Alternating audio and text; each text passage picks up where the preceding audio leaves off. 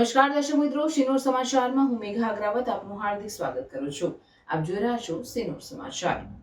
ઝઘડા તાલુકાના વડિયા તળાવ ખાતે આવેલ અતિ પૌરાણિક ભાથીજી મહારાજના મંદિરે દસમ નિમિત્તે મોટી સંખ્યામાં ભાવિક ભક્તો દર્શનાર્થે ઉમટી પડ્યા હતા। જો કે માલસર અસા બ્રિજથી વડિયા તળાવ ખાતે જવાનો રોડ અતિ બિસ્માર બની જતા ભાવિક ભક્તોને ભારે હાલાકી ભોગવવી પડી હતી। ભરૂચ જિલ્લાના ઝઘડા તાલુકાના વડિયા તળાવ ખાતે અતિ પૌરાણિક ભાથીજી મહારાજનું મંદિર આવેલું છે, જ્યાં દર દસમે ભરૂચ, નર્મદા, વડોદરા સહિતના જિલ્લાઓમાંથી મોટી સંખ્યામાં ભાવિક ભક્તો દર્શનાર્થે આવતા હોય છે। ત્યારે આજે દસમ હોય આજરોજ પણ મોટી સંખ્યામાં ભાવિક ભક્તો વડિયા તળાવ ખાતે આવેલ ભાથીજી મહારાજના મંદિર ખાતે દર્શનાર્થે ઉમટી પડ્યા હતા। જો કે માલસર અસા નર્મદા બ્રિજથી વડિયા તળાવ સુધીના રોડ પર ઘણા સમયથી મસમોટા ખાડાઓ પડી જતા રોડ અતિ બિસ્માર બની ગયો છે, જેને લઈને વડોદરા જિલ્લામાંથી દર્શનાર્થે ઉમટેલા ભાવિક ભક્તોને ભારે હાલાકી અને મુશ્કેલીનો સામનો કરવો પડ્યો હોય। જવાબદાર તંત્ર સામે પોતાનો રોષ ઠાલવી વહેલી તકે અતિ બિસ્માર બની ગયેલ રોડનું જરૂરી સમારકામ કરાવે તેવી માંગ કરી હતી। બ્યુરો રિપોર્ટ, સિનોર સમાચાર ન્યૂઝ, ઝઘડિયા। આપ જોઈ રહ્યા છો ભરૂચ જિલ્લાના ઝઘડિયા તાલુકાના અત્યારે જે અસા ગામ પાસે આવેલ વડિયા તળાવ જે ગામ છે, જ્યાં ભાથુજી મહારાજનું ધામ કહેવાય, એમ ગોગા મહારાજનું ધામ કહેવાય। ત્યારે અન્ય અહીંયા નર્મદા જિલ્લો, ભરૂચ જિલ્લો અને વડોદરા જિલ્લાને જે જોડતો જે મેઇન માર્ગ છે તેના વિશે શું કેવું છે, રસ્તા વિશે તો જાણીશું એમની પાસે। શું કેવું છે અત્યારે જે રસ્તા વિશે?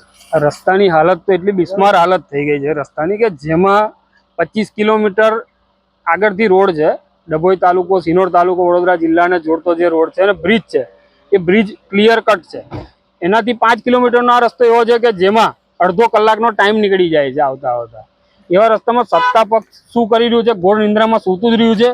બ્રિજને બને 2 વર્ષ થઈ ચૂક્યા છે, છતાં પણ આ રોડ બનાવી નથી શકતા। શું કારણોસર નથી બનાવી શકતા એ કોને ખબર? અને આ ખરેખર 5 વર્ષની અંદર 2 વર્ષની અંદર અત્યારે ઘણી ગાડીઓનું નુકસાન થઈ ચૂક્યું છે। અત્યારે એટલા મસ્ત મોટા ખાડા પડી ગયા છે કે ભલી ગાડીઓ, મોટી ઊંચી ગાડીઓ અડી જાય છે એવી કન્ડિશન છે આ રસ્તાની। તો સરકાર પાસે તમે શું અપેક્ષા રાખો છો? સરકાર પાસે એ જ અપેક્ષા રાખીએ કે ભાઈ વહેલામાં વહેલો આ રસ્તો બને અને અવર જવરની સુવિધા ઊભી થાય। પ્લસ ત્યાં 3 જિલ્લાઓને જોડતો રસ્તો છે, નર્મદા જિલ્લો, ભરૂચ જિલ્લો અને વડોદરા જિલ્લાનો મુખ્ય માર્ગ છે આ। અત્યારે આ રસ્તો આવો ખરાબ પરિસ્થિતિમાં ખરેખર આવવા જવાની મુશ્કેલી છે। હા, તો અત્યારે આપણી સાથે એક વાહન ચાલક પણ જોડાયા છે, તો આપણે એમની પાસેથી પણ જાણીશું કે અત્યારે રસ્તા વિશે એમનો પણ શું કેવું છે। શું કેવું છે અત્યારે હાલ જે રસ્તાની પરિસ્થિતિ શું છે?